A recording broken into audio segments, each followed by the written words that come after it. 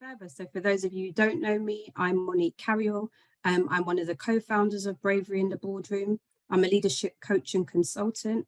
But prior to this phase of my career, I had a 20-year career in the NHS. I started off as a PA and worked my way into the boardroom.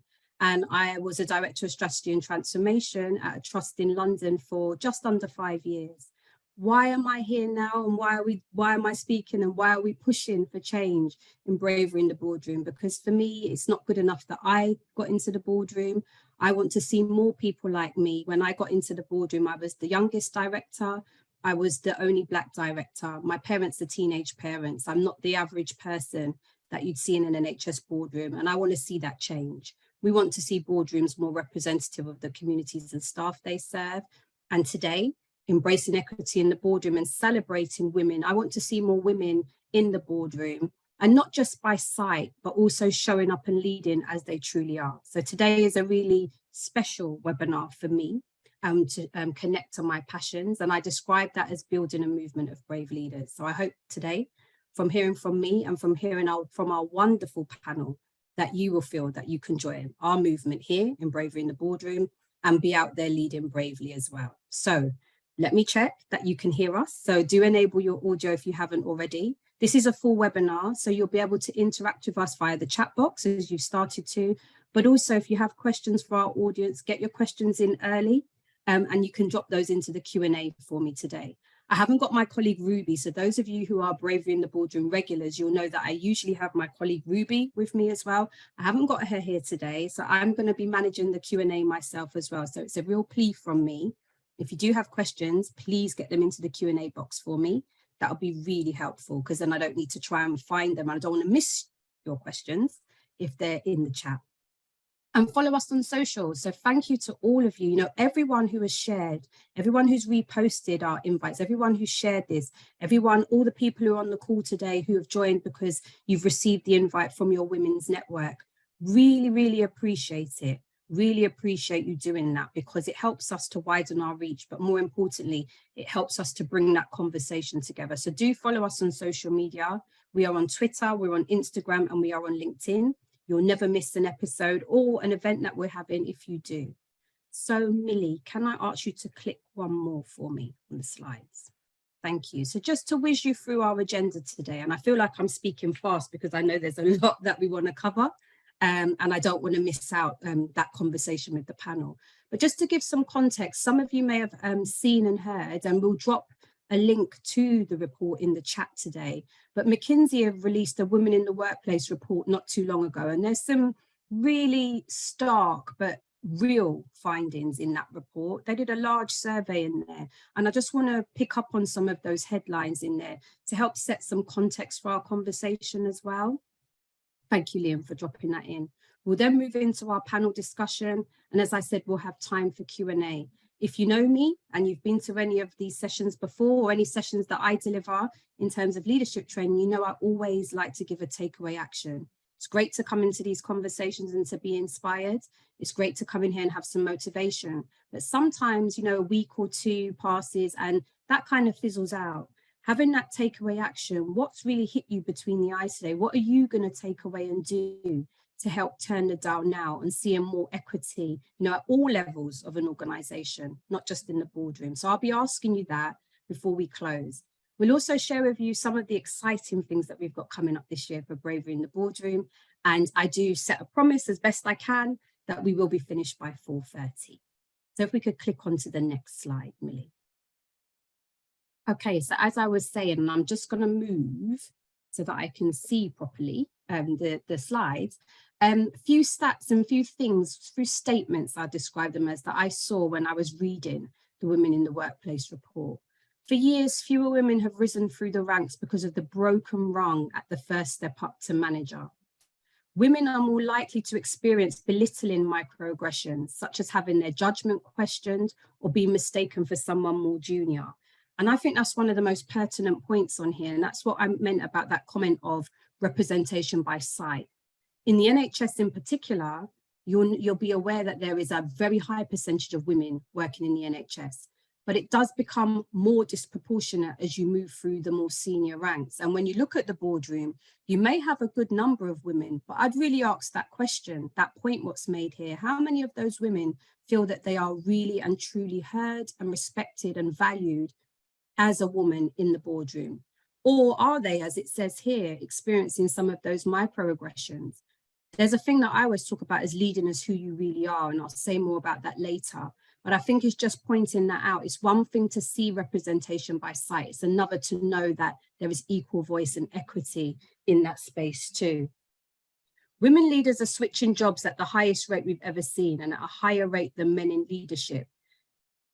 Now, I think that here, since the pandemic, we're really seeing that people are starting to think about what's really important to them. And this last point says that it's becoming increasingly important for women leaders.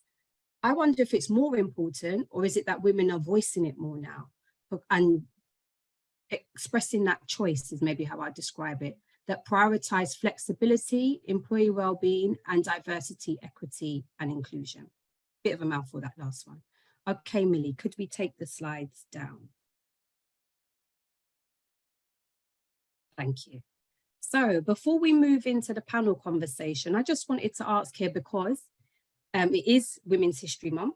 It is also a belated Happy International Women's Day to everyone here as well. And I thought it would be nice before we jump into the panel discussion to just ask you in the audience about a woman who inspires you. I'd love to know. Let me know in the chat, who's a woman who inspires you and why does she inspire you? Because I think we have, people saying it's true. We should celebrate women all day, every day. But this is a special month. It was why we wanted to host this webinar this month. We didn't try and cram it and get it in for last week because there were some fantastic events on International Women's Day last week. So we wanted to give a bit of space for that. But I'd love to hear from you all, in the chat. Who's a woman who inspires you and why?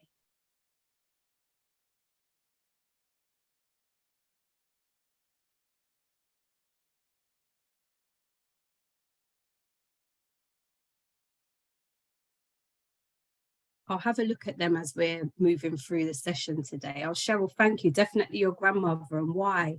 Yes, Catherine, Doreen Lawrence, absolutely. A great personal choice, a lot of courage. My late mother, she was kind and gentle. Christiane Lagarde, yes.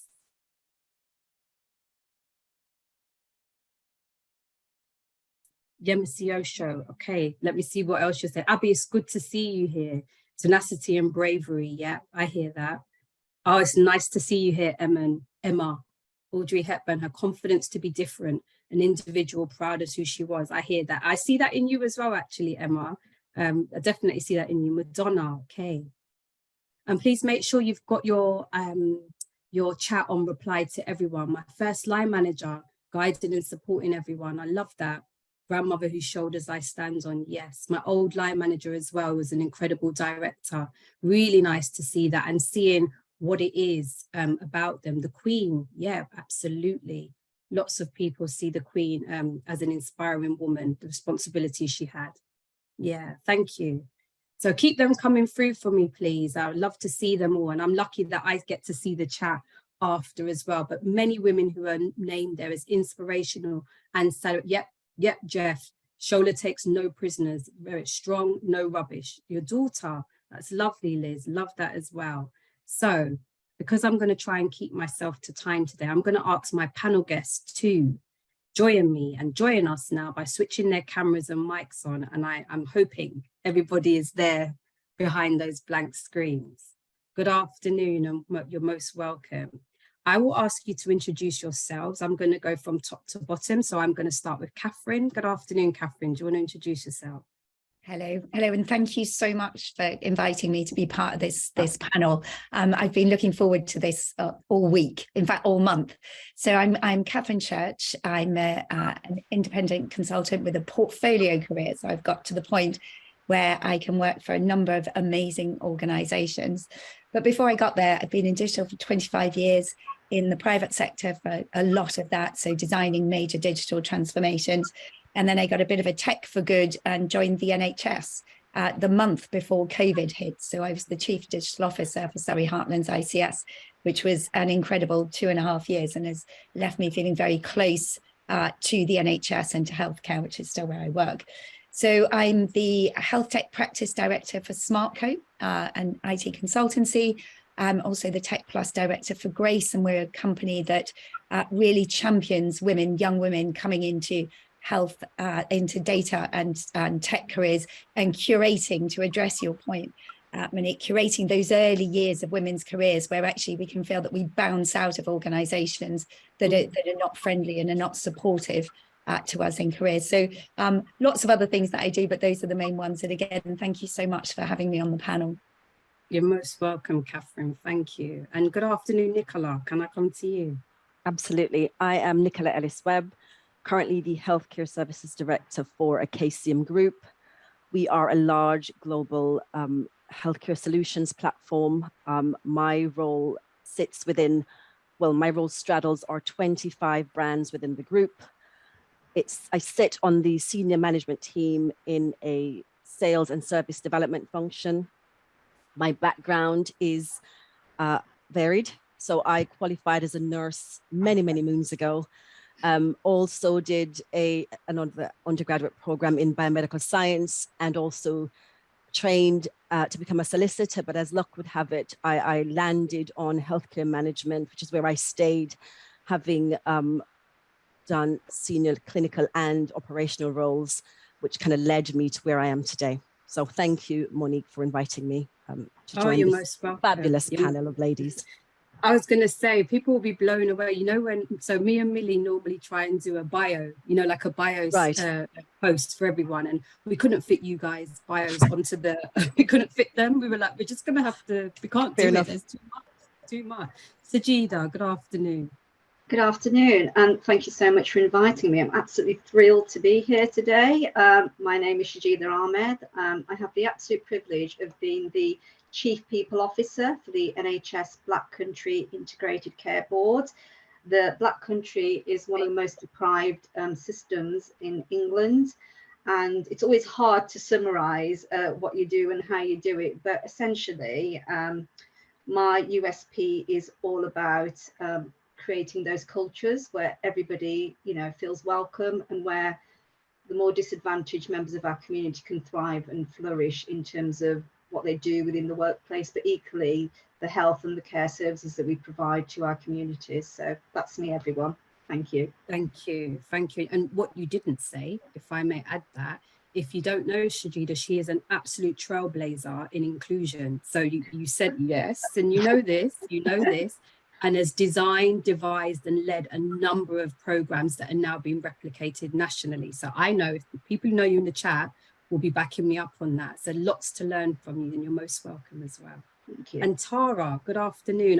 I've got into your diary. I've got you here. You're most welcome. Great. Thank you again for inviting me. My name is Tara Humphrey. I am the founder of a healthcare consultancy which specialises in primary care network management. On the 17th of March, we celebrate our 8th year anniversary. I'm the host of the Business of Healthcare podcast. And yeah, we do PCN management. Want to say anything about your work with the Confed? We work sometimes with the NHS Confederation. I'm going to have a job today, isn't it? Teasing it out of what it is you do.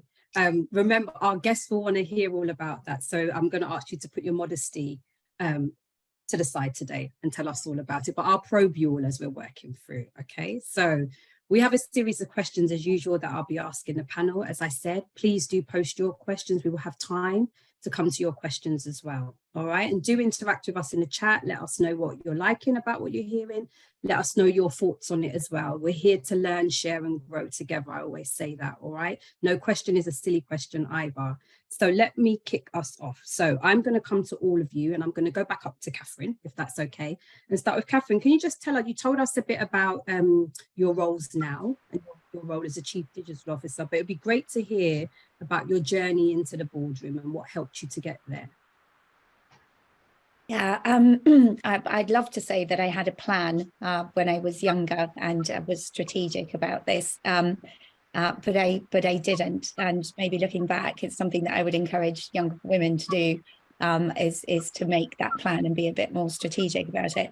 I think probably I volunteered, I was loud, I asked, I insisted, and where there wasn't a chair, I kind of pulled one up and said, right, okay, I'm sure I can help here, or I'm sure I can take on this part of a project, or I'm sure that I can put my hand up and lead this. So that was it really. So from working in a massive organization, Capita, for 10 years, being promoted internally, as I say, from being determined and ambitious, ended up being in board positions. And then when I came into the NHS, I was fortunate that my role was on the executive board of the ICS. Since building a portfolio career, I've actively, looked for board roles. So I went and qualified as a non-exec director, which was really, really useful. So that's me a bit later on in life developing that strategy to say, actually, I know where my strengths are, I know where I want to be, and I can be quite strategic now about going and looking for those opportunities. So that would be, if I could speak back to my younger self, I'd probably encourage her to be a bit more strategic as well. Okay, thank you for that. And Nicola, if I could come to you about your, I know because we've spoken, and you said a little bit about it just now in your introduction, but it'd be great to hear about your journey into your role now. Absolutely. So like Katherine, I wasn't at all strategic. I did my first undergraduate study in biomedical science. I worked for, I think it was about 3 years in an NHS biochemistry lab. I then decided, I was rather young at the time, that wasn't to be my story. Didn't really see myself sitting at analyzers, troubleshooting, putting specimens on and off machines all day.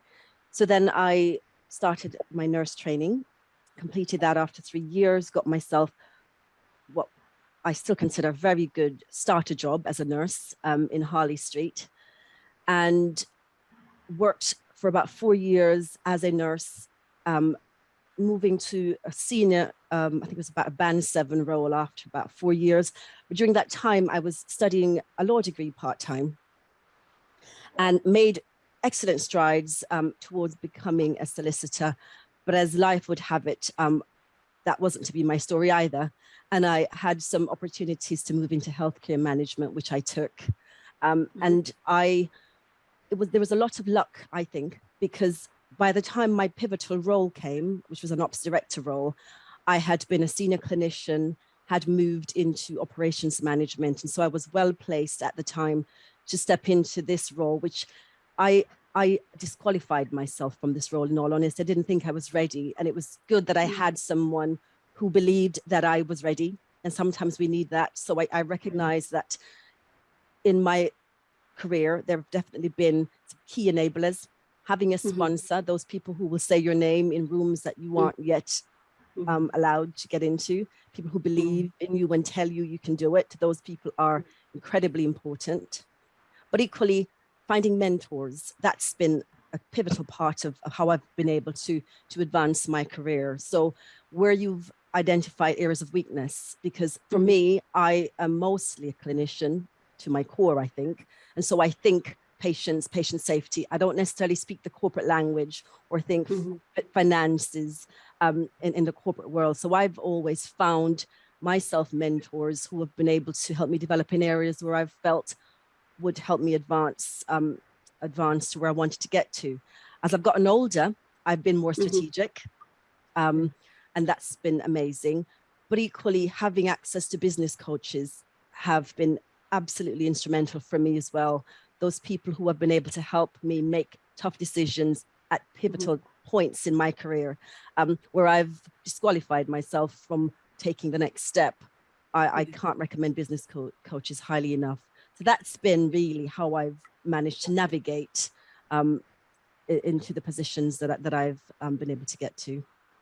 Thank you, Nick, because I heard their sponsor, the role of a sponsor, the role of mentors, and also then coming into this next phase of your career, business coaches as Absolutely. well. Fantastic. Thank you for that. Really helpful. And Shajeda, can I come to you?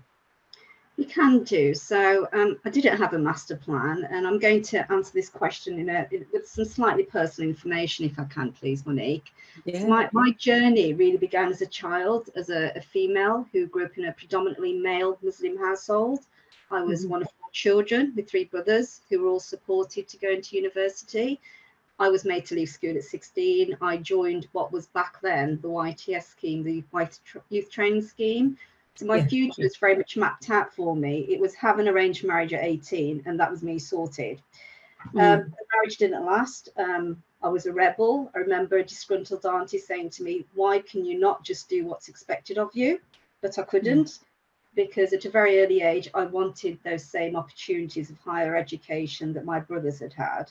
And that was my very early start in life in terms of advocating equality. So I didn't really have any inkling of the career that I wanted. I did enter the employment market. I found myself working in various roles within the HR profession, and I kind of found my niche. I went on to do the diploma in HR, which I self-funded, the CIPD. Later on, I did the master's qualification, and I got my first HR manager role within the manufacturing sector. And that was an absolute eye-opener for me, because what it meant is that I learned every element of the business cycle. And I progressed onto a national HR role in the retail sector before moving back into the NHS in an HR role, primarily because I had a younger daughter and I wanted to work nearer home, and also for the pension scheme. So in terms of what has helped me get into this role, there are 3 things, and I don't think they're complicated. First one was just being okay with being me, not being what others expected me to be. That's too hard. I think we call it authenticity now, and not being apologetic of the views that I hold. The second one would be facing those challenges. You can't always control the challenges, but what facing these has meant is that where there were a number of closed doors in front of me, it made me more determined that I would enter the boardroom. And finally, I think this is where I did have a bit of a plan. It was switching on my, what I would call the internal GPS, navigating my career to the boardroom. Now, my GPS signal was intermittent at times. In fact, it was lost at times, but the aim was to keep driving forward. And along the way, there were people who supported me. They coached me, they mentored me, they helped lift me up when I was feeling uncertain. But ultimately, the driver for me was to be in a role where I could shape, where I could influence, where I could contribute to the wider inequalities agenda. And that is what I try to do in my role each and every day, whether that's professional or personal. Thank you. And tell what happened. So when you say that your GPS got lost at times, what happens in those moments? I remember a time where I actually cried. I applied for a role, and I didn't cry. I never cry in front of people. I'm very proud, as we all are. But I couldn't quite understand why I hadn't been given the role. And then somebody gave me feedback saying, well, you know, they didn't think you'd fit in. And I remember asking, well, what does that mean? Why wouldn't I fit in? And he turned around and he said, the comment made is you're Indian. Now, I'm not Indian, I'm Bangladeshi, as it happens. The countries are totally different. And I suppose there was the naive side of me, and there was a side of me where my dad would often say to me, you've just got to accept that that's the way the world was. And, you know, I think we call it the cumulative effect, don't we? The microaggressions that come through. And as it happened, I remembered leaving that job because I thought I can't be in an organisation that allows and tolerates those things. I did formally write and complain about it. Nothing happened from it.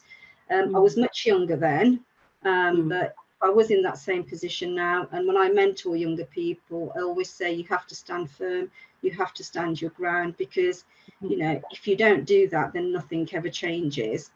So, you know, it's been a long, hard journey, Monique, is what I would say. I think all of the panel members will all have some very, very deep-seated experiences that, you know, are upsetting and are very hard to talk about, because there is trauma associated with what we go through when we experience discrimination. Absolutely, absolutely. And I really appreciate your honesty in what you're sharing as well. I do. And you're, you know, I was good, you say it in that way, but I think we have honest conversations in this space, not to scare people off, but to actually let people know that it does happen. Unfortunately, it does still happen, but also we're here to support, encourage, and to help you challenge. Because as you say, sometimes you're on your own. And, you know, like you said, thank goodness for the younger women, people have got you mentoring them, you know, who will encourage them and support them to speak up and stand up. But thank you, I appreciate that. Thank you. Tara, can I come to you now? So as you said, 8 years on Friday, 8 years in business, and may I add, a very successful business as well. So tell us about your journey into starting THC and to where you are right now with your fingers in many pies, doing many different things to support healthcare. I suppose I would say it's really hard to not waffle, but I would say what has led me into the boardroom is that I did know what I wanted.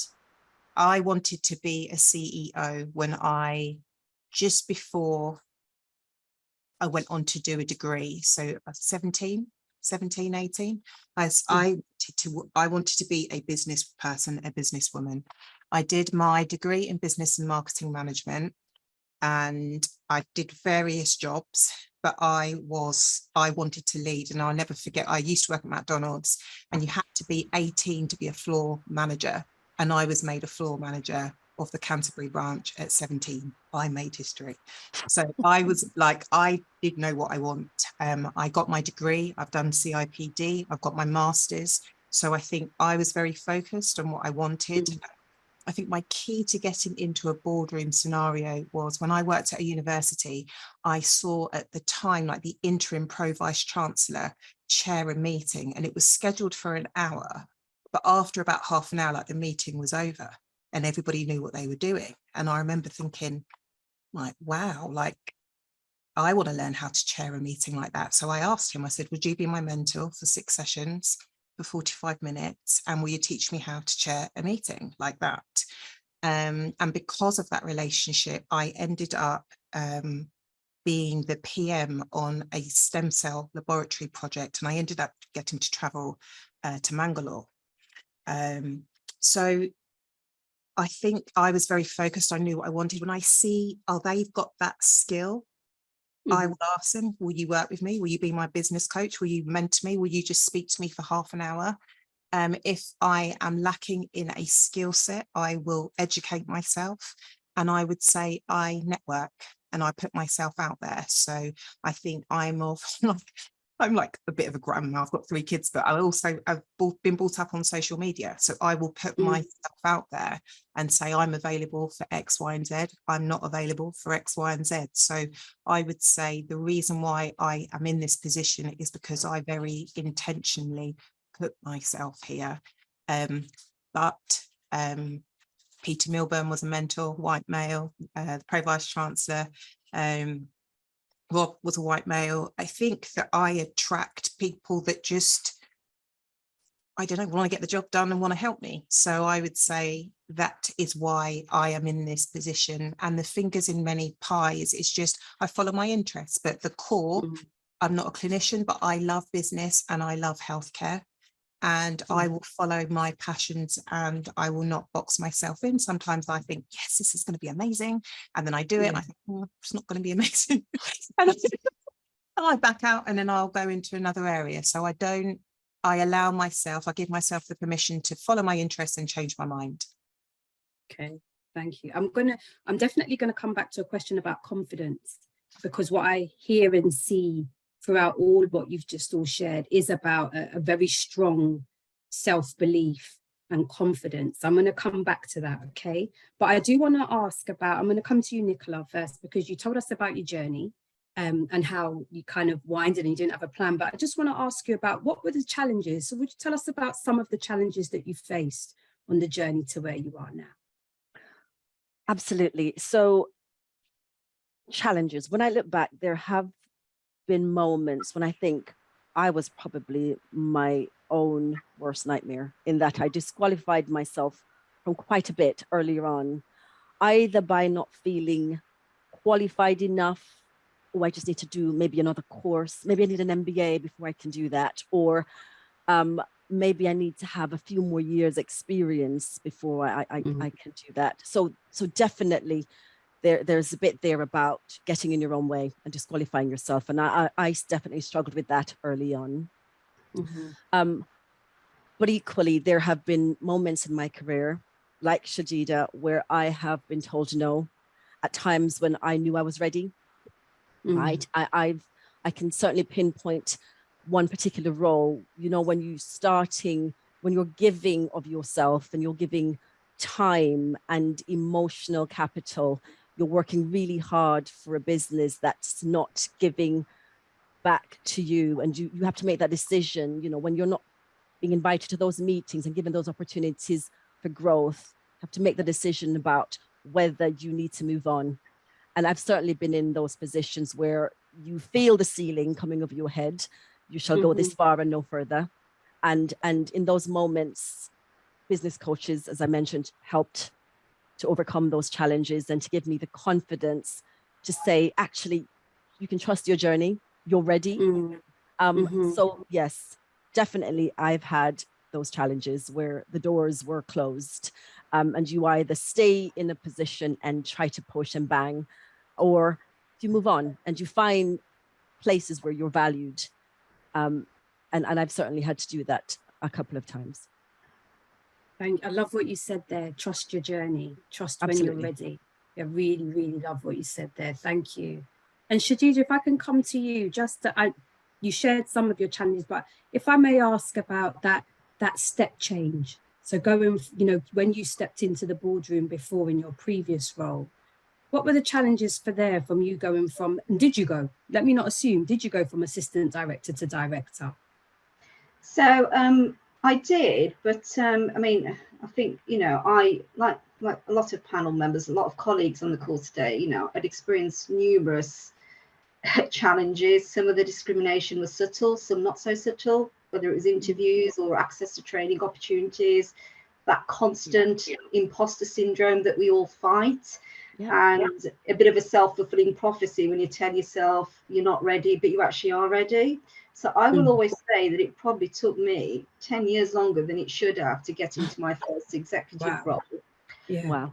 So there are a couple of comments which are forever etched on my memory, only because I think these are the comments that really made me make that step change, really made me think, okay, I've got to do something differently now. The first comment was actually, and these are from two senior white leaders. One was from someone that was actually mentoring me, who said to me, you know, what was my fixation on wanting to be a board member? Essentially, the words are, well, you're a senior leader, Shajeda, already for the third largest organization in the world. So why isn't this enough for you? That was one comment. But the comment that really shook me was when I applied for a director role, and this was internally, and I was told, I think it's a step too far for you. Now, we're all human. Comments can really hurt. They can really knock your self-esteem. But for me, the step too far comment was just one too many comments. I think that's how I would put it. And I was berating myself for listening and giving space to these comments. And I still remember that moment as if it was yesterday. I wasn't actually upset. I was fired up. And I recognized there and then that something needed to change, and I needed to change something. So in a matter of being told it was a step too far, and I remember it was the week after, I applied for a couple of board roles. I wasn't appointed to the first one, as it happened, but I had really good feedback. I was told that I was appointable, and they were confident that I would soon be a director. And then I applied for the next one, and I got it. And I got this role when I went up against more seasoned and experienced HR directors.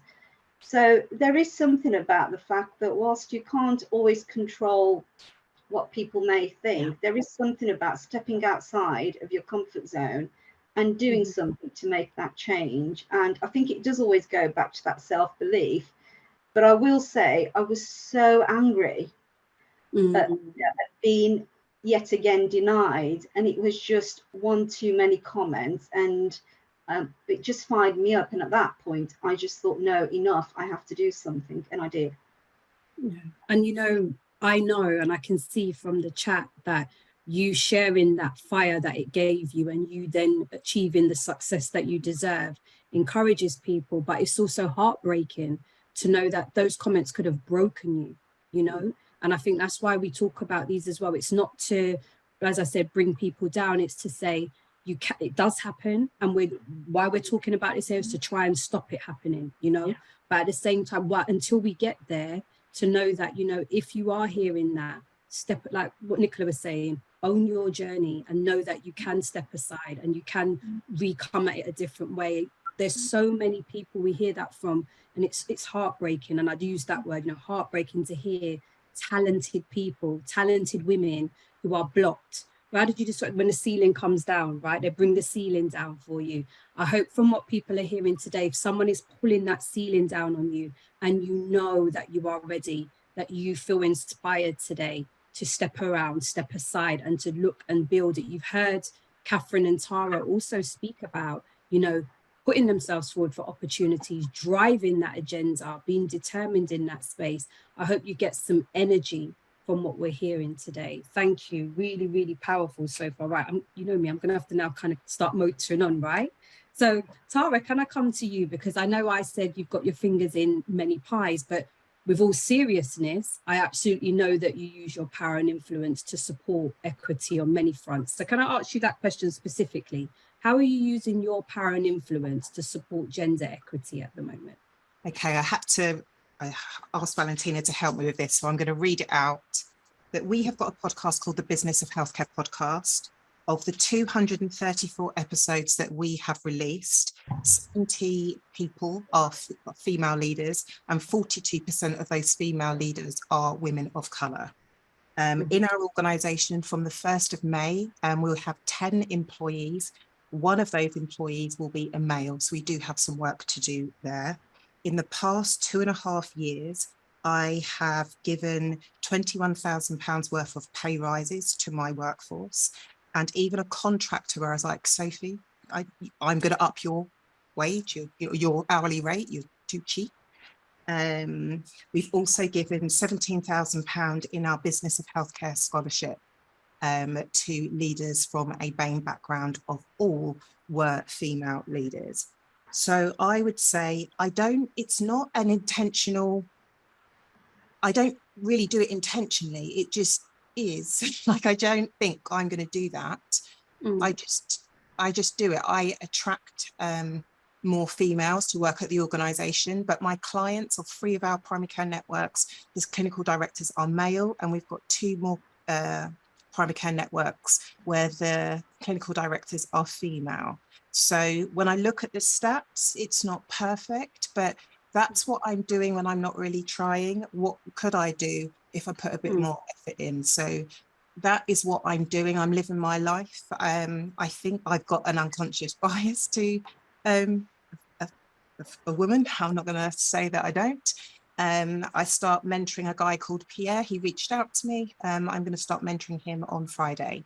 So all I can do is say I try my best, and I try to champion whoever it is and try to give them opportunities. But I think that in my team, I'm looking at Valentina, I have to push her. They've got a business coach, and I've got the same business coach as me. So there's no reason why my team cannot be successful. They will outgrow THC, and I am happy with that, knowing that I played a part in their career. Love that. Love what you said there at the end. So look, think about what we were just hearing about the ceiling being brought down, listening to you saying that actually I'm empowering my staff, you know, my team. I want them to grow. I want them to be the best they can be. And if they move on, I do that with good wishes. You know, I think that's so refreshing to hear that. Thank you. And Katherine, can I come to you with that same question? I know a lot about what you do, but I'm sure the audience would like to hear it too. How are you using your power and influence to support gender equity?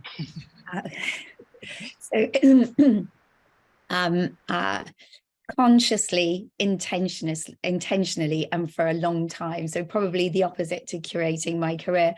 And I'm going to go back to early, huge program meetings or sales presentations, and very early board meetings where I was invited to present something along, or being at these meetings where I was the only woman, sometimes being asked to bring the tea. and also very often being in the tedious kind of ice-breaking part of conversations, which are constantly about football or cars. And that probably sounds very gender stereotypical, but I genuinely don't care about football. Also things like making sure that I spoke early on in a meeting so that the men around the room got used to hearing a woman's voice, making sure that actually that you made a point early, and looking for other people in the room who would actually support you when you made a point if somebody was talking over you. So I think that gave me a bit of rage. So Shajeda, your rage, I feel that kind of frustration and anger. So from mentoring young women to the work that I do with Grace. So we are an emerging talent organisation that specifically is focused on diversity in tech and data careers. So we encourage women, people from BAME backgrounds, neurodiversity, LGBTQ+, into what can be quite uninclusive careers in tech and data. But it's also wrapping that early support round. So some of the stories that I still hear from young women working in technology are hideous, are absolutely awful. And it makes me sad that we haven't changed that dial. But what we can do as women around is support, encourage, mentor, be the coaches, be the role models. So that's really important, the work I do with Grace. I sit on the board of TLA Women in Tech. So we are a campaigning organisation, genuinely looking to change the dialogue around women in technology. So bringing more women into technology, enabling women to support, to remain in technology careers.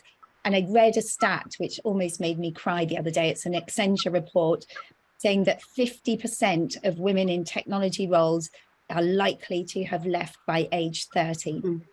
By age 30.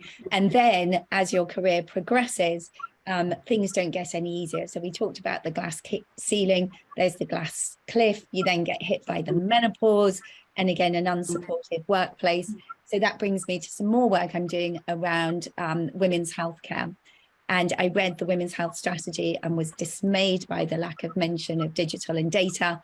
So at Wired Conference next week, I'm bringing together a diverse group. In fact, Monique, you're one of them, diverse group of women to really think about how we can harness the power of digital and data to support the NHSE team that are looking at women's healthcare, because we have huge gaps in data, in understanding, in joined up services and services that are designed for women. So I probably use every bit of energy I have to really think about supporting and encouraging women, and use every bit of every platform I can claw myself onto to keep shouting that same message. Thank you, Katherine. And there's some great initiatives that you're involved with as well. I think, as I was saying at the beginning in the introduction, isn't it, that in healthcare and in the NHS, we do have a high percentage of women, but not at senior levels. And if I'm honest as well, for some women are not champion in other women's, and I'll come to that as well, because, you know, so sometimes we see women by sight, they're not all holding the ladder out, they're not all using their power and platform for good. You know, I hope that, again, we encourage people to do more of that today. Whatever level you're at, you can always help someone. We all have a platform of some sort where we can share, champion, or voice on behalf of colleagues. So I think, you know, here we're hearing some grandstands, you know, big platforms and big champions for change. But I think whatever you're doing, whatever level you're working at, you can always champion and sponsor someone. You can always get behind an initiative for good. But I think, Cheryl, the point you make there, the diversity, as I was saying about representation by sight, we have to be careful about that, because it is about seeing inclusive, brave leaders in roles as well. It's the style of leader that we're seeing. It's not just about only having women or people of color. We need to see people leading in the right way too. And we talk about both sides of that here. But I'm going to move us on. Shajeda, if I could come to you, because I was mentioning at the beginning, there are a number of programs that you've designed in your roles as director. And I know that they're nationally acclaimed and people are doing them in other places as well. But if I could ask you a specific question around, there's so much going on out there, especially in the NHS, some good stuff. But if you were to say, what should be prioritized in your opinion to increase senior diverse talent pipelines? What should people be focusing on? Well, they should be doing it for a start and not talking about it. So one of my first sort of objectives when I came into the role that I'm in is look at developing a co-produced inclusive talent management strategy. So, and I will say this, I think the NHS, you know, has been quite far behind in terms of having more structure around talent management. And we are doing that now. And, but, you know, we probably should have been doing it much longer than what we have been doing so far. So for me, it's always about doing not too many things, but doing things that you can then follow through and measure the impact of. So the programs you've referenced, Monique, are around the High Potential Scheme, which we will be doing in the Black Country in partnership with the NHS Leadership Academy. And that program is around inclusive leadership. It's how you lead with compassion, and it's about targeting people who've got the potential, not about whether you've got a first class in a degree, but actually have you got the right values base to be a leader within the health and care system. But I think we've also got to be, you know, very open and not apologetic about the fact that we do need to do more around diversity as well. So within the Black Country system, we're doing our own in-house program. Again, this is an NHS England program. It's called the DALS program, the Developing Aspirant Leadership Scheme, which was primarily created for the nursing workforce. But within the Black Country, we're going to scale and spread that across all professions. And that's to ensure that we are offering opportunities for people to develop their leadership skill in terms of the behaviours and how they respond to certain situations. So this is about creating our leaders for the future from a multiple level of backgrounds in terms of how we do it. But when we talk about talent and leadership, there is the, you know, the ongoing challenge about how do we continue to cultivate that culture of inclusivity, because what you find is that winning hearts and minds has got to be the hardest thing you could ever do when it comes to creating that culture. And for that to happen, you've got to have the right leadership role modeling to set the tone of the culture. And in all of that, Monique, what I would say is our recruitment processes have got to change. We can't stick to the traditional Q&A methods and application forms online. So within the Black Country, recognising the deprivation, one of our commitments is to recruit from our population and to offer the younger population opportunities into, you know, the employment market with the various careers we've got. And I suppose really there is something about transparency. You know, we all talk about careers and progression, but actually it's got to be visible and people have got to see how they can access these opportunities. And, you know, talent, you know, is not just growing it to senior level, it's growing it from entry level roles as well. So for me, it's having an approach that are structured, that you can impact, that you can evaluate and follow people through. But most importantly, we all come in different shapes and sizes, Monique. You know, some of us do well in an interview setting, others don't. Some people need to be in situational situations, and we have got to change how we do things, because it is that diversity. And I work within the health sector. We know the impact of, you know, the socio-economic determinants in terms of accessing healthcare. We have got to change how we do things. And that change starts with us. You know, I see that as my responsibility, but I also see that as the responsibility of everyone, irrespective of what sector you work in. Oh my gosh, I hear you so much. And I can see Jeff saying as well, traditional interview methods don't always bring out the best in people. What happens though, if I may add a question on, what happens when a system or an organization hasn't got a you? Right? Because I mean, I said at the beginning, you genuinely are a trailblazer. You genuinely are, you know, you're genuinely brave, got courage, expertise, and you lead very inclusively. What happens when a system hasn't got you? Does that mean we can't move forward? There will always be someone, whether they're at a senior level, at a middle manager level, but there will always be someone. And what the health and care sector has done is it's put in place, what I would say, a voice in terms of staff networks. So there is a movement there in terms of making a difference. I can see Cheryl's on the call. There is a movement that has taken place over the last couple of years. And actually, Monique, there has to be someone, and it doesn't have to be someone of colour, but there has to be someone, because it makes business sense to actually address the diversity and inclusion agenda. We are not going to deliver better services. We are not going to reduce waiting lists. We are not going to address the challenge of inequalities if we don't all get on board. So in many ways, there is no choice. It would have to be a very short-sighted system and infrastructure not to recognise that. And I would say, with having gone through COVID and all the, spotlight around that, it has got to be an absolutely core priority. Now, we know that's against the backdrop of wokery and comments and etc. and things like that, because it's there, isn't it? And we know that our res and des data is still stark, and we need to make improvements on that. So we don't need more data. We just need to, stop having exhaustive conversations about it and just crack on with it. That's what we need to do. Can I add to that, actually, because I think that's spot on. But networks and connectivity are so important. And whilst organizations may have diversity and inclusion policies in place and maybe doing some really good work, that's been going on for a while, and it isn't changing the dial as significantly as we want it to be. But I think we can support each other. So I think each one of us in our roles can be looking out and looking around and creating these networks of support. So being on panels like this, having 77 people here, also knowing that we have this network, we have this community that we can reach out, doesn't replace the need for systemic change and for organizations to proactively have policies in place, but I think it's one of the assets that we do have.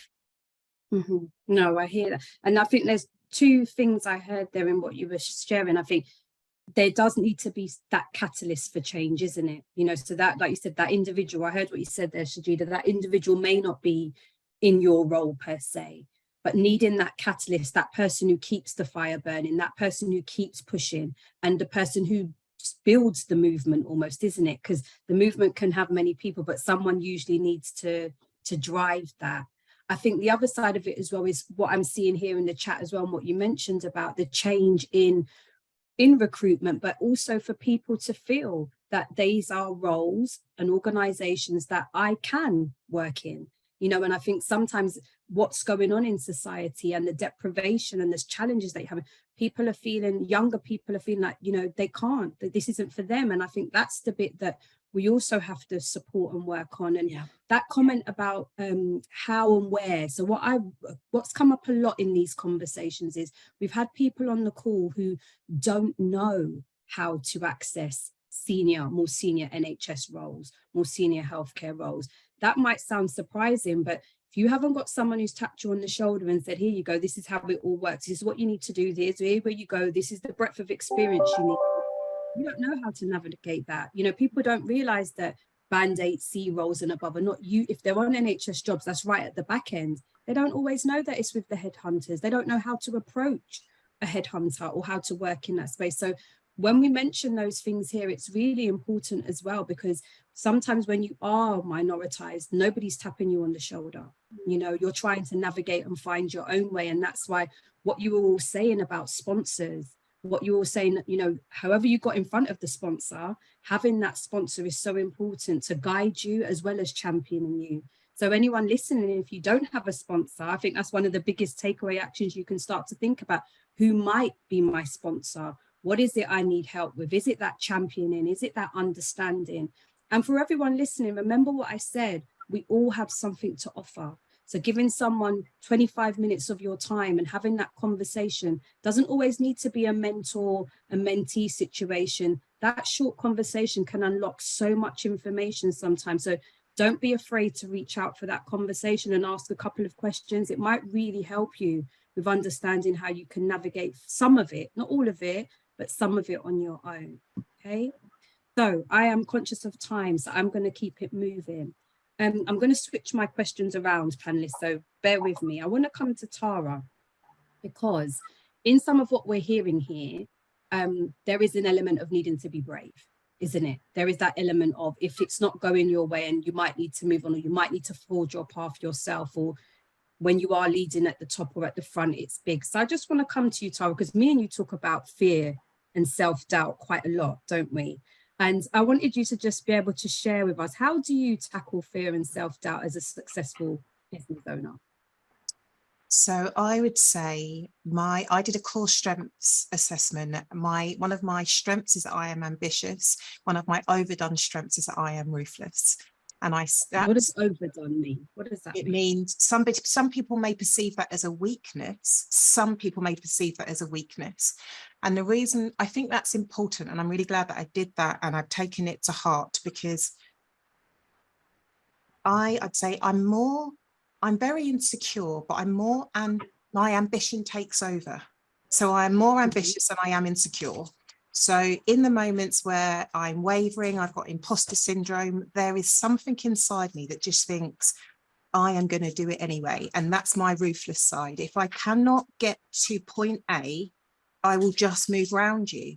And I think that you either love it or hate it. I have invested so much in my mindset. So if somebody says no to me, I just think like, okay, it may hurt in the moment, but then I've just moved on. So I'd say how I deal with the confidence, I come across as a very confident person. I'm not. I think it's just like my tone of voice. I'm not. But I am more, I think because I've got a vision of where I want to go to, that just takes over. And I have intentionally, like I say to people, I've got like Monique in my back pocket. If I'm having a crap day, I'll message you. Like if I'm having a crap day, I'll message my sister. I know who to go to. That is not, I don't need an arm. If I needed like a cuddle, I'll go to my husband. If I want advice, I know who to go to. So the confidence is a little bit I'm not confident, I am driven. And I would say it's really interesting. And the opportunistic side of me thinks the NHS job, the NHS's loss to a degree is my gain. But I'll build it. I'll build an organisation. I can't compete with the NHS salary.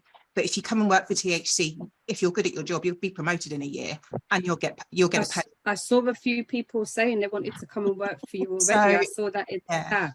I can't, so I say to people, I can't compete with the NHS's terms and conditions, but I can compete on culture. So I'll observe, there are some people I think, if you're not happy and you think that the ceiling is coming down on you, you move. You don't have to stay there. There are as many organisations that try to repress you. There are equally as many organisations that will build you up, and that, it's down to you. Are you brave enough to take you're brave enough to take the leap into the uncertain, or are you'd much rather kind of sit in without, I'm tough, like in your own misery.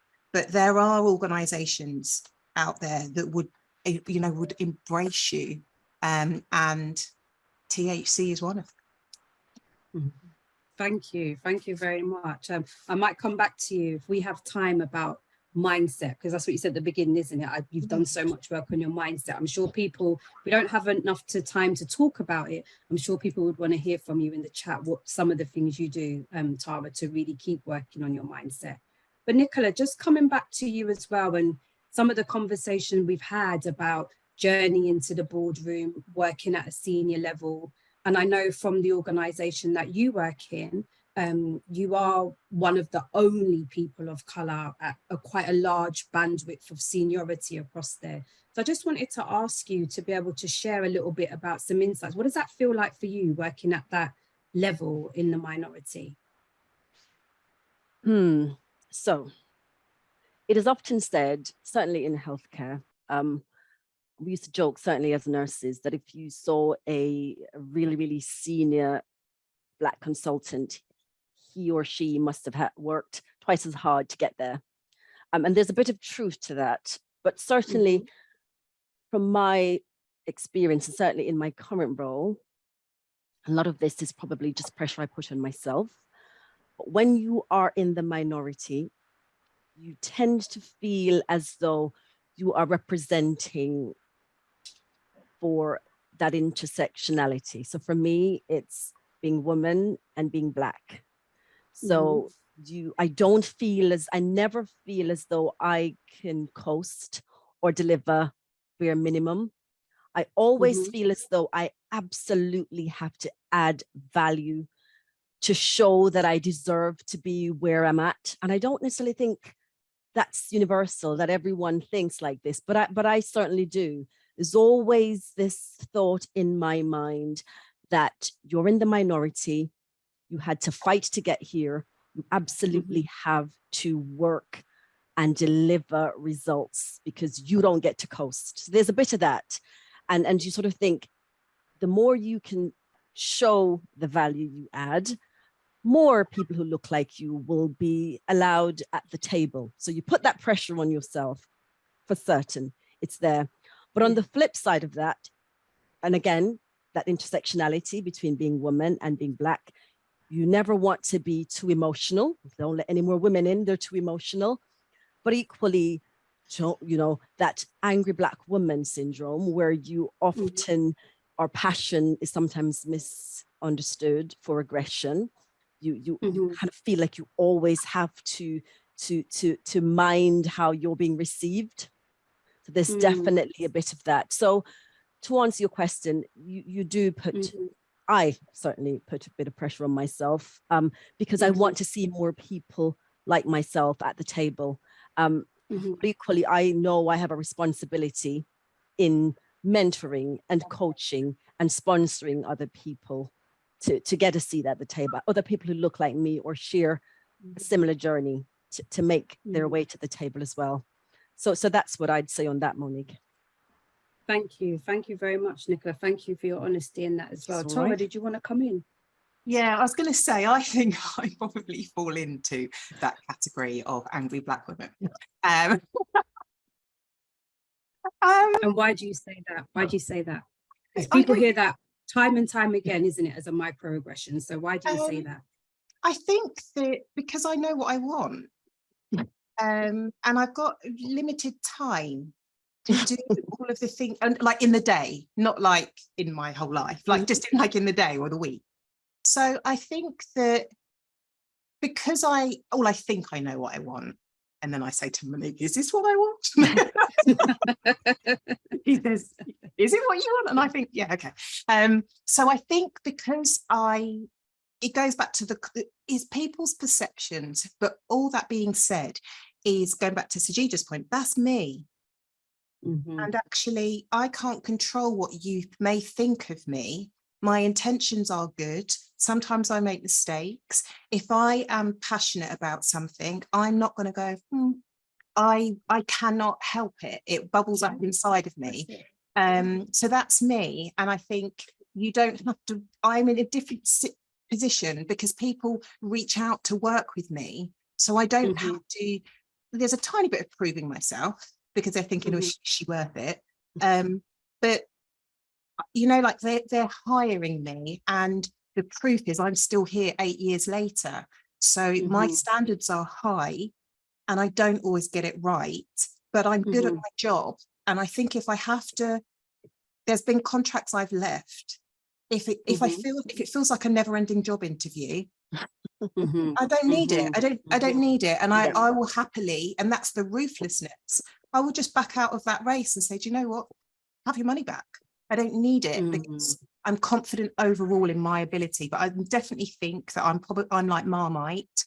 And some people love me and some people despise me. But I don't really mind as long as it's not too much the other way, I'm all right. Standing up, I think, you know, what I hear there is standing up for what you believe in, owning who you are, you know, and leaning into that, recognizing that some people might not like that, but that's okay. And if there's one message I want to come out from here today is about, you know, leading as you are, being the woman that you are, standing up in who you are, standing in that truth, you know. And it's hard to say that, you know, and not toning that down, because the more we all do it, the more we're not in the minority. And I think that's why it's about coming into this space together, feeling and hearing that there are women in senior roles who understand me.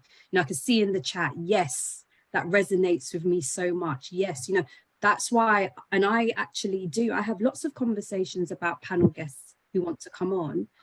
Not everybody is right for bravery in the boardroom.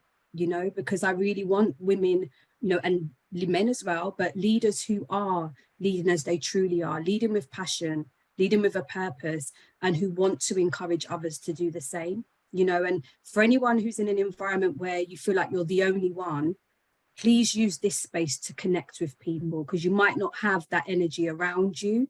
You might feel quite isolated. Please connect with each other in the chat. Share your social media handles if you want to. You know, get energy and get support and get that camaraderie, if you like, going, because you might not be facing that. Because I feel like after what people have heard today, quite a few people are going to be making some plans and decisions, I think, from what they've heard today, some good ones. So take energy from that as well. We've got some great questions coming in from the audience. So I'm going to switch to those questions and I'm going to try and move through them. So I'm going to post the first one to Katherine. This question's from Janet. And Janet, I hope I'm got the gist of your question right. How do we preserve the progress we've made in face of some of the trends against women and those in the minority now that we're seeing, especially on social media? So how do we preserve the progress we've made against what's going on out there at the moment? It's a big question, I know. It's a huge question, isn't it? And when you look at the statistics over the 50 years since feminism started in the 70s, we haven't made an enormous amount of progress, and that's quite dispiriting at times. But certainly in terms of attitudes to women in social media, I think there's one thing that could really change the dial, and that is making social media platforms responsible for the content. So for social media platforms to be seen legally as the editors, so journalists and publishers, and owning that content, as opposed to being able to just step back and say, well, here we go, we're just enabling people to say the things that we need and we have no responsibility for that.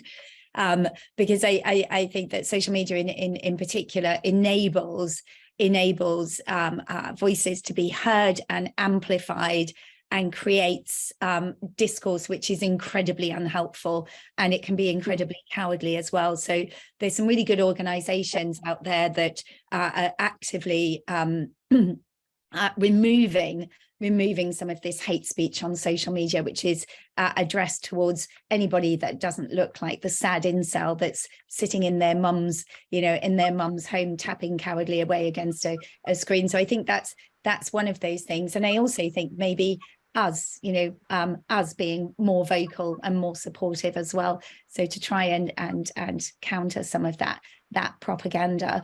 And again, all of the things that we've talked about, so the networks that we create, the role models that we are, the mentoring that we do, the advocating for policy change, the advocating for legal change, I think all of those things together will help us maintain the progress that we have made, and hopefully make it easier for the women who are coming behind us. That's my big hope, is that everything that we're doing, even if it makes it easier for 2 or 3 younger women coming behind me in the organizations that I work with, is a massive achievement.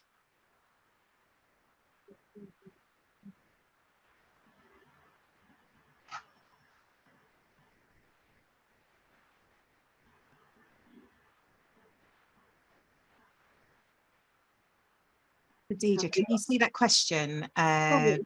Women empowering women, how can we do more of this?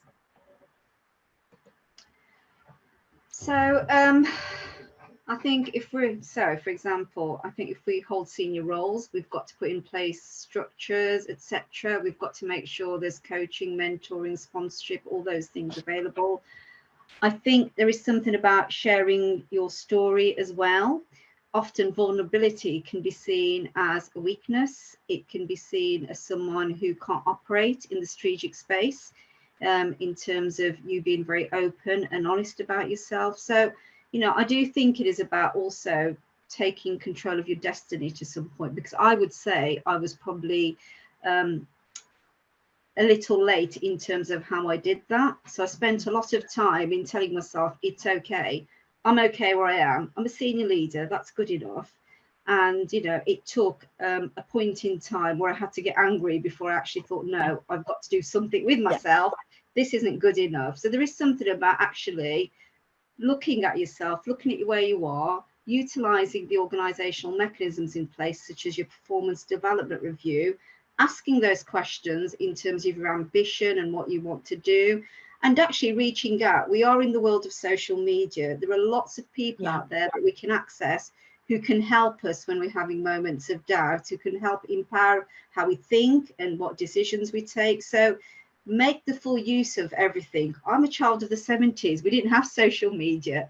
It was all done. And I know I don't look old enough. Nobody tell me that. But, you know, in the 80s, you didn't have the internet or things like that. But we are in a different world. And it's about maximizing and utilizing every means available to you. Thank you. Okay, I'm just looking at the Q&A. Donna is asking, how did you gain experience? How did you gain the experience you needed to progress to senior leaders / director level? Nicola, did you want to take that one? Oh, so quite fortuitously, I've stayed in healthcare. So my background as a clinician really stood me in good stead where I've ended up. But as you said yourself, Tara, you're not a clinician, you've been in healthcare. So there's something about being deliberate and being strategic and planning where you want to get to. And I wish I had done this much sooner. So knowing where you want to get to for sure, and having a plan and looking for those enablers. Who are those people who can help you along the journey? You may need to take other courses. I mean, I've taken courses in understanding, you know, financial reports. I'm a nurse by background. I look at a report and I think, what on earth are all these numbers? I had to learn to be able to function in the role that I was in. So definitely be more strategic, find the things that will enable you to get to where you want to get to. And you may sometimes have to be a little bit forceful. There's definitely a bit of that. I've taken over. So this is And we've lost her again, I think. Okay. This question was for Monique, but I'm going to ask this to Katherine. Who inspires you? Wow. Gosh. Who inspires me? There's a range of people who inspire me. I'm at Rewired today, Rewired Health, and I've seen some amazing presentations today. I'm going to stay in the healthcare field. And somebody, it's not a woman, but somebody who inspired me today is a chap called Dan West, who's the CCIO for Northern Ireland. And he just gave a really coherent, succinct business tech presentation, and it was absolutely brilliant. There's a colleague that I work with, Victoria, who came on after him and gave a human-centered design presentation, which again was really engaging and human and brilliant. I was chatting to Sonia Patel this morning. I find what she's doing in the NHS at senior leadership in tech positions in the NHS really inspiration as well. So bringing CIOs and CCIOs together to really engage in digital transformation is brilliant. And I had a heated debate with a friend last night about Madonna, and I find Madonna inspirational. I think her journey over the years has been inspirational, and I think the more she challenges, whenever I think I'm not entirely sure what you're doing, and I find the discourse in my head about being, are you aging gracefully, are you behaving, and I know then that the patriarchy is getting in my head and I need to have a word with myself. So she's a really good way of challenging myself, that every woman has the right to age and behave as we want. And I could probably say loads more, but I'll pause for there. Monique, are you back? I am back. I'm on my phone. My laptop just knocked me right out. I cannot see the questions in the Q&A though. So I will need some help with that, but I am here and I am back. Thank you so much, Tara, for stepping in. Okay, so Georgia from Improve says, I understand that there is still more to be done. However, there has been some really positive changes in recent years for women and diversity in the workplace. Could you give some examples of any positive experiences you may have had? I'm going to ask that to Monique. Before you left, it's not all doom and gloom, and it really isn't. Could you share some of the positives that you had seen or you had implemented?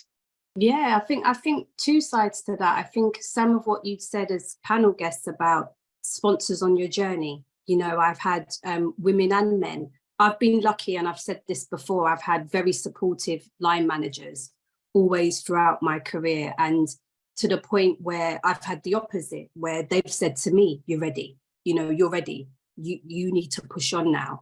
And I think in that respect, I didn't really notice the impact of being a woman on my career until I got to the boardroom.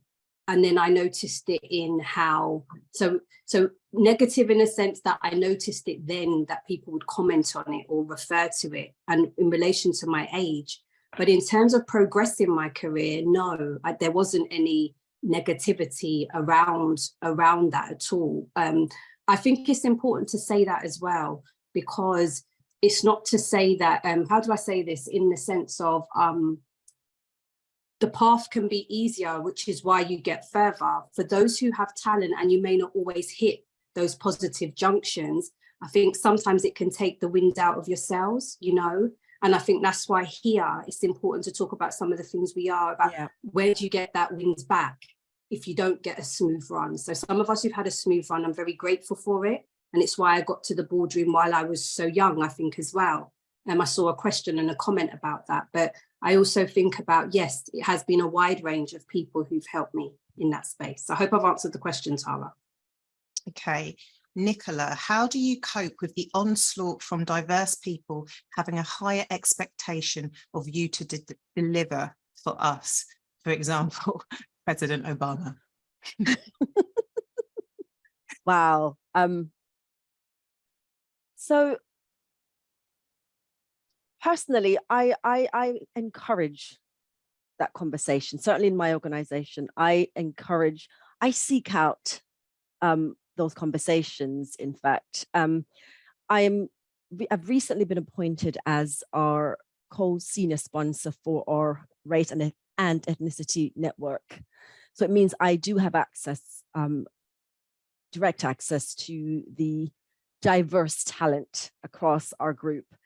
And I do encourage people to speak to me, because I think it's important that I can share my journey with people and actually demystify some of what people get into their heads about, because I've been there. I've been one of those people who think, wow, it's really, really hard to get to that position, and you come up with all the reasons why you can't, or why it'll be difficult for you. So I don't really think I've got pressure from the race and ethnicity network, if you will. But I encourage those conversations, and I absolutely try to find ways of enabling people to be strategic. So it's one of the key things I would always say to them. It's just know where you want to get to. And actually, if you don't find the opportunities within our group, look for it somewhere else, right? It's back to your point. There are loads of companies out there that are embracing DEI initiatives and understand the value of having different voices at the table, and really the impact of that on business growth and on your bottom line. So if you can't find the opportunities where you are now, look somewhere else. And I'd always be supportive of people who want to have those conversations with me. But to answer your question, no pressure as such, but I do encourage those types of conversations. I've got one question for Katherine, and then Nico, I'll hand back to you.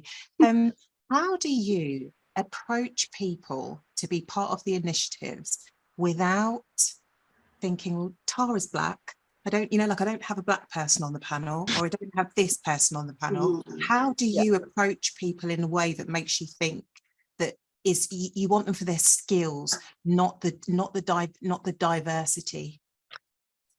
Or do you want them for the diversity?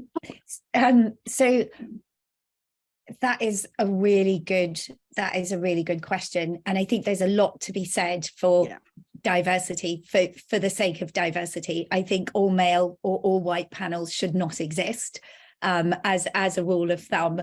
But in terms of how I approach individuals myself, I spend quite a lot of time on LinkedIn and social media and attending conferences and meet people. And I like to reach out and say, I find what you're saying really interesting. And it is about that individual, regardless of gender, ethnicity, race, sexuality. But having said that, if I organized something and I looked around and every single face was a white straight woman, for example, then I would feel that whatever I'd pulled together couldn't speak for women. We cannot speak for women because we are many kinds of women. We have many, our sexual orientation, our age, our backgrounds, our religion, our ethnicity, and all of our contributions are equally valid. So I suppose there's a little bit of both. If I ended up being in a completely heterogeneous environment, I would feel a fraud. Monique, back to you. Oh my, thank you so much. I think I put a little curse on it, didn't I? Because I was saying, if we have a tech fail, this is what we do as the backup. What happens? My mic fails. So thank you so much, Tara, for stepping in. I really appreciate that. I can see as well, we've got lots of questions that came. So if there are any questions that the panel haven't answered, I normally ask the panel kindly, if they wouldn't mind, I'll email the questions to you after. And if you don't mind giving responses, we'll share them with the audience as well after. Couple of things to do to just kind of wrap up today, just to pick up on some of the key messages I did hear. There was something really loud and clear that came through about knowing where you want to get to. I think I heard the theme of when colleagues didn't have a plan, but then navigated away. But also I heard that real intention about when you did have a plan and really having that tenacity and focus on it. So have a vision, have a plan, have a strategy. Strategy is a word we throw around a lot. And I say to people, strategy is simply saying what you're going to do. Yeah. Your operational bit is then doing it. So strategy is simply, this is what I'm going to do. I heard about owning your journey. Yeah. And if someone is bringing that ceiling down on you, you can step aside, you can move away from that. I heard about building your network, building, connecting with people, like-minded people, getting energy from that. I heard about the importance of sponsors, mentors, coaches, and I'll add the word allies. And I know we had a question about allies there, but I've heard that as well today about understanding and recognizing how important that is on your journey as well. What I also took away from here, and it's no play on the, the pun of the title, really about bravery and courage. And in all of you, what you shared in your stories, in your journey, what you faced, what you're doing now, how you're using your platforms for good, and almost, well, this is me and this is how I show up and this is how I do it. I heard that, but I really heard bravery and courage coming through there loud and clear. So I hope for everyone listening today, there are so many gems we could share. And I know Millie, who works behind the scenes here, takes those down and tries to share as many of those as she can. But I just want to say there, thank you so much. Thank you for your honesty. Thank you for sharing your insights. The advice you shared there is priceless. You might not know that, but people are clamoring for mentors and for advice. So what you've shared here is absolutely priceless. For anybody who had to drop off, we share the recording, as we said, so you can listen back to it. Someone asked the question about, what is it like being in the boardroom? We're far away from that. Can you share insights? What I would say to do, and we'll share it in a moment, is tune into the Bravery in the Boardroom YouTube channel. We've got a library there now of panel interviews with a number of execs and non-execs working across the NHS, and they all talk about what it's like in the boardroom and getting there. And Liam's just shared, thank you, Liam, a link to that in the chat. So do take a look at that. There's so much there if you've missed any of these lives. It's not the same as listening live, but it is there for you. So Millie, if we could pop the slides back up, and I just want to try and bring us to a close now so we can finish on time. So as I said about your takeaway action, so I want to ask everyone, feel free to drop it into the chat before you leave us, or let us know on social medias. Drop me an email, drop us an email at hello@braveryintheboardroom.com. But I want to know, we all can do something to help turn this dial. So as a result of what you've heard today, what are you going to start, stop, or continue doing to help turn the dial now? What are you going to start, stop, or continue doing to help turn the dial now? Yeah, so let us know in the chat, let us know via email, drop it on the socials. Let's make a commitment together because there is something we can all do. Millie, if we could click on to the next slide. So I was saying about coming up next, Bravery in the Boardroom, we are moving into the podcast world. So what we also know is people want to hear more. You want to hear more from the fantastic guests that we have here, sharing their stories, sharing their journeys and giving you that key advice. What I also know though is sometimes we want to hear more, you know, so giving the panel guest space, we can't stay on a call for 4 hours. We need to give everyone their individual episodes. So we are launching Bravery in the Boardroom podcast next month. Watch out for more information and all episodes will be on our YouTube channel. Millie, can we click on? And then finally, as I was saying, if you do want to connect with us on social media, please use the hashtag #WeAreBrave when you're posting about today. Thank you so much for all the positive feedback and comments in the chat as well. Please do share them on socials if you're on there, not because we want to be boasty, but because we want to widen reach. We know that there are many people out there who don't know about these conversations and can gain something from them. So the more people we can reach, the more people we can help. So I ask everyone, if you can share it with your networks, post about what you did like, post about what you'd like to see different. You know, these sessions are for you, but we'd really welcome that information as well.